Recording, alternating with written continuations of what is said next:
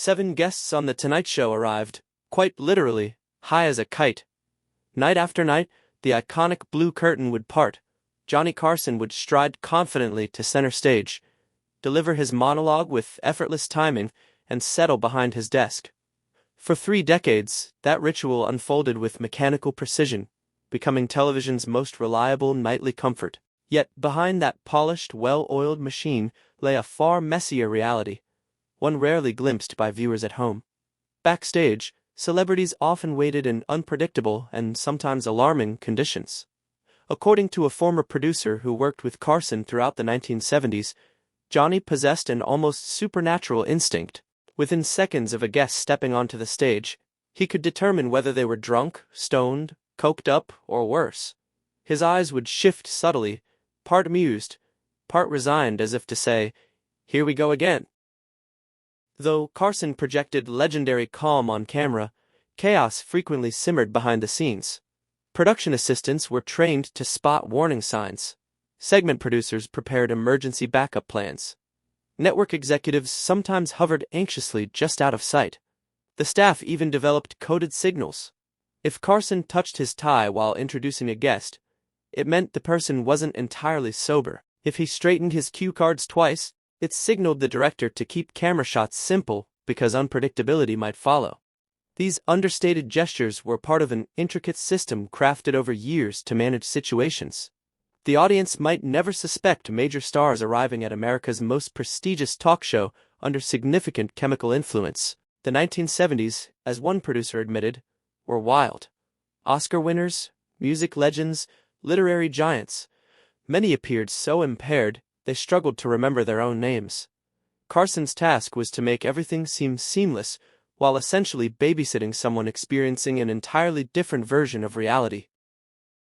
Some stories bordered on unbelievable. One beloved cultural icon arrived so visibly under the influence that NBC executives nearly ended the interview midway, only relenting after Carson convinced them viewers assumed it was an elaborate comedy routine. Another counterculture hero appeared so chemically enhanced that Carson later joked to his crew, "I think I got a contact high just sitting next to him." Amid the tension, someone even suggested ordering pizza for everyone, a small moment of levity in a high-stakes environment.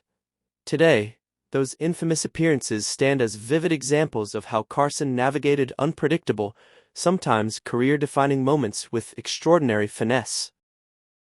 To understand why so many stars sought chemical courage before facing television's most powerful interviewer, one must picture the green room on a Friday night, a place where nerves and substances frequently intersected.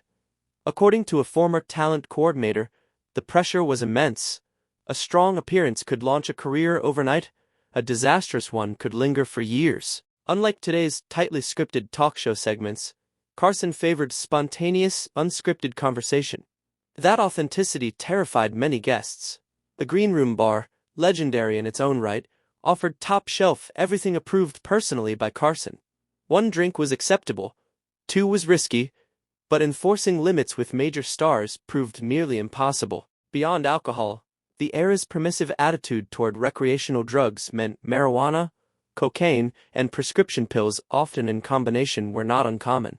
As one television historian observed, this was the height of Studio 54, when rock stars lived like Roman emperors, and even Wall Street swam in cocaine. The Tonight Show did not exist in isolation. It reflected the culture of its time. Carson himself enjoyed a drink, but remained meticulously controlled on air. When guests were less restrained, he adjusted accordingly. If someone appeared mildly loosened by alcohol, he guided them gently. If impairment was pronounced, he simplified questions, assisted with transitions, or shortened segments, all while maintaining the illusion of effortlessness. This adaptability became evident with counterculture comedian George Carlin. During the early 1970s, Carlin reinvented himself: long hair, sharper material, and open embrace of drug culture. Appearing on the show more than 130 times, he became one of Carson's most dependable guests. Crew members recalled his slightly glazed expression as practically part of his persona. Though Carson respected Carlin's brilliance, he never selected him as guest host. The unspoken concern, insiders suggested, was reliability over a full 90-minute broadcast. Still, Carlin functioned brilliantly, what staff jokingly called a functioning herbalist. The cannabis didn't derail him. It seemed woven into his creative process. Carson would toss him an open-ended topic and lean back, allowing stream of consciousness monologues to unfold. Carlin later admitted in his autobiography that he was usually stoned during his 1970s appearances. "It was the 70s," he wrote. Do the math. If Carlin embodied functional enhancement, Richard Pryor represented volatility.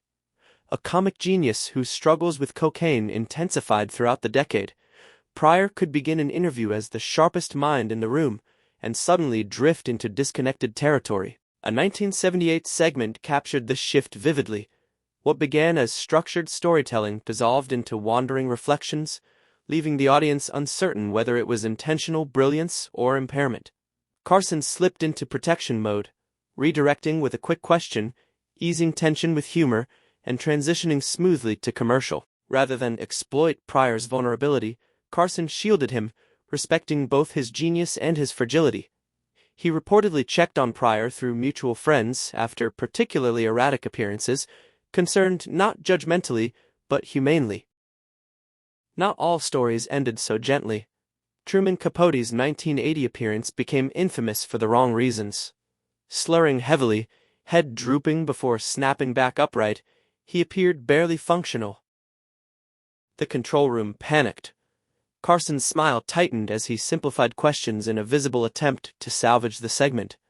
Once off air, he reportedly declared, "Never again." Unlike Carlin or Pryor, whose altered states still allowed performance, Capote crossed a line into incapacity. He was banned from returning during Carson's tenure, serving as a cautionary tale about the limits of tolerance. In contrast, comedy duo Cheech Marin and Tommy Chong, better known as Cheech and Chong, made no effort to disguise their cannabis-fueled identity. Carson leaned into the dynamic, adopting an exaggeratedly square persona while feigning innocence about their drug references. During promotions for their film Up in Smoke, Chong's rambling anecdotes were allowed to wander freely, Carson occasionally glancing knowingly at the camera. The audience was in on the joke. Rather than hide their state, Carson validated their authenticity. Sometimes, however, unpredictability turned surreal. When Peter Fonda appeared in 1970, fresh from Easy Rider staff suspected LSD use. His pupils were enormous. He seemed to drift in and out of the present. A routine question about future projects spiraled into reflections on time, as a blanket wrapping humanity in cosmic consciousness. Carson tapped his cards twice the emergency signal, and the segment ended after only 5 minutes of a scheduled 12. When the show returned from commercial, Fonda had quietly been replaced. Yet Carson remained pragmatic, later suggesting Fonda be invited back another time. No judgment, just solutions. More troubling was British actor Oliver Reed's 1975 appearance. Visibly intoxicated, Reed escalated from slurred speech to aggressive unpredictability, even standing to demonstrate a fighting stance. Security edged closer. Carson shifted from amused to authoritative, firmly redirecting before cutting the segment short. Reed would never be invited back. Carson's boundary was clear. No threats, no hostility, no wasted airtime. Rumors swirled around Sammy Davis Jr.'s hyper-energetic 1974 interview. Talking rapidly, sweating under the lights, eyes darting, Davis appeared unusually accelerated, fueled, insiders suspected, by cocaine. Yet his professionalism never faltered. Carson guided the high-octane conversation smoothly and later joked off-camera about second-hand exhaustion. Davis delivered what audiences expected only with amplified electricity. When later questioned, he reportedly smiled and said, "Baby, the 70s were the 70s." Ultimately, Carson's handling of guests like George Carlin, Richard Pryor, Truman Capote, Cheech and Chong, Peter Fonda, Oliver Reed, and Sammy Davis Jr. revealed both the cultural turbulence of the era and the temperament of the man steering late-night television. As attitudes toward recreational substances evolved from scandalous in 1962 to commonplace by the mid-1970s, Carson found a middle ground. He developed what staff called an impairment spectrum, calibrating his response based on whether a guest could still create compelling television. Stoned but brilliant? Fine. Incoherent and disrespectful? Problematic.